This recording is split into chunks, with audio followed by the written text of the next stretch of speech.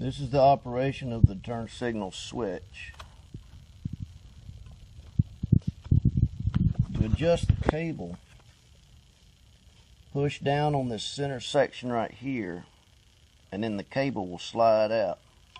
Of course, you also have to take this bolt right here out because it secures the cable housing to the switch. Once you remove the bolt, there's 4 metal tabs that you're going to want to bend out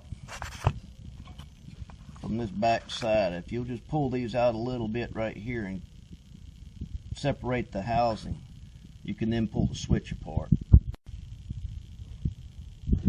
Once you get the switch apart, this sliding piece right here can fall out. Remember its orientation.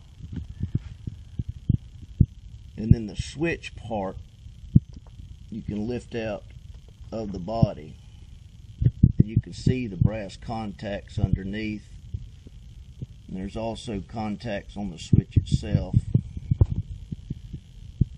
There you go, that's better. You can see the brass contacts in the switch, how filthy they are. Next up, I use a small wire brush on a Dremel tool.